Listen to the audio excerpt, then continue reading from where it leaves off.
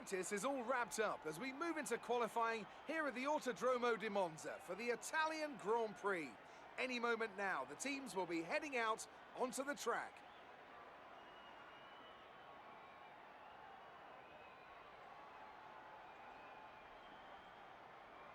Now then, Anthony Davidson, you're not getting any younger, but you have been involved in your fair share of qualifying sessions in an illustrious 30-year career.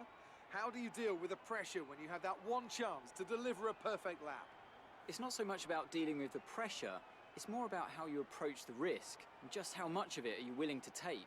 You're constantly balancing the car on the edge of grip from braking, cornering and traction. And over the course of a lap, it's easy to get that balance wrong. And that's why achieving the perfect lap is almost impossible. As you say, I've been doing this 30 years now, and it never gets any easier.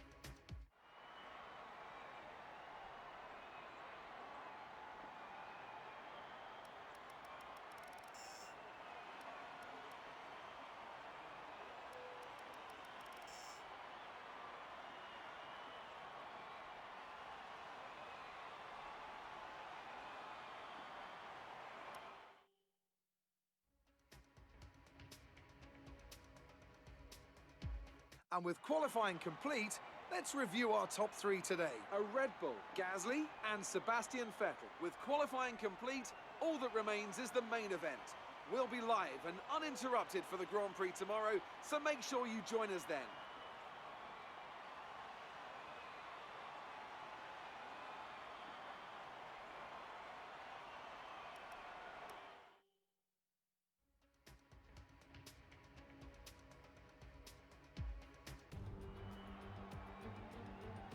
The Italians love their cars and they love their racing. And of course, they love it here at Monza. Home race for Ferrari, of course, who've had 18 wins here since 1950. But you know, there's not been so much luck for the locals in the cockpit recently. The last Italian driver to win this race was back in 1966. So what now? I think it's time to make some more history here today.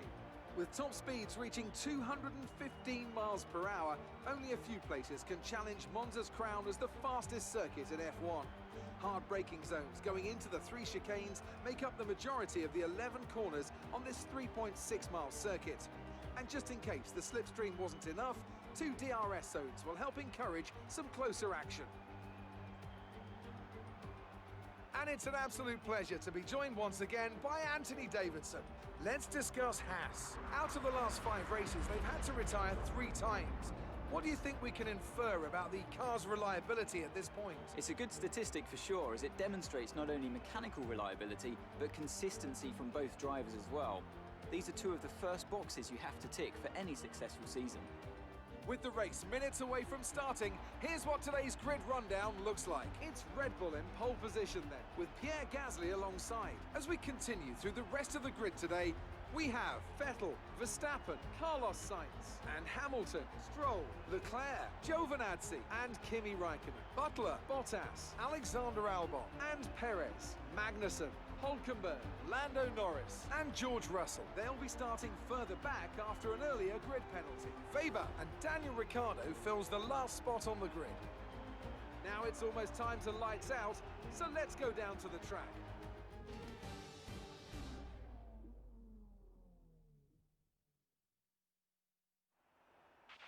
Okay, remember to protect the inside on the run down to turn 1. Make yourself as wide as possible, robust but fair.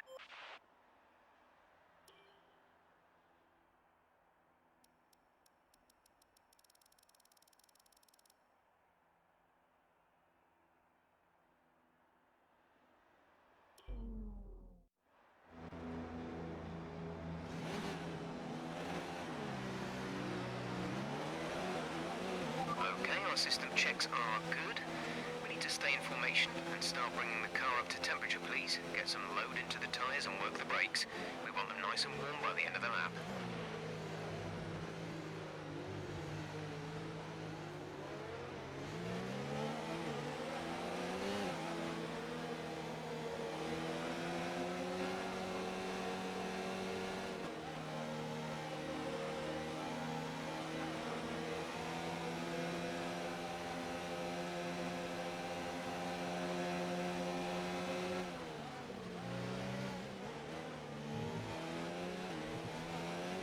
No threat of rain for the time being. Conditions looking good.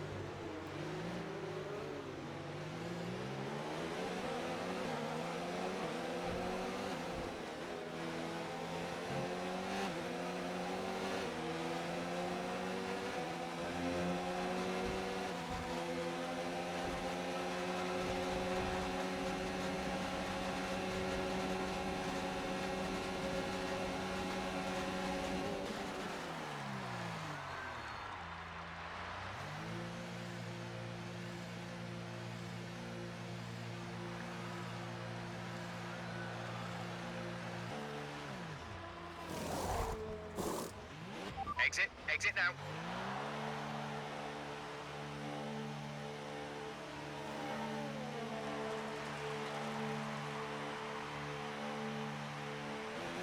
Okay, stay clear of the white line on the exit. We'll receive a penalty for this.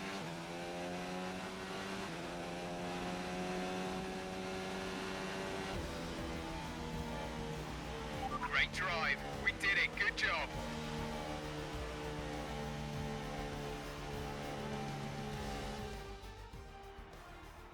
Brilliant stuff from Red Bull today. What a superb victory. Anthony Davidson, what helped them deliver this result, do you think? Well, I think it was clear what the main contributing factor out on the track was today: speed. I know it sounds like an obvious thing to say, Crofty, but fast cars win races, and we saw that today with our winner.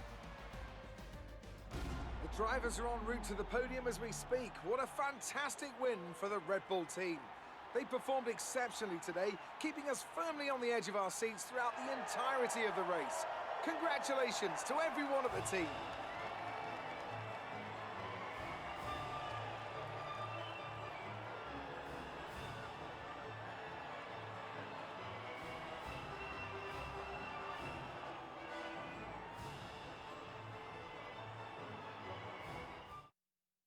And now let's take a look at the drivers' standings. It wasn't the best weekend for our championship leader, and their advantage at the top has been reduced. Some amazing talents out on the track today, but Anthony, who would you pick as your driver of the day? I think for driver of the day, I'd probably pick Lando Norris. He lived up to every inch of his reputation today, and I think he'll be going home, quite rightly, a bit proud of himself.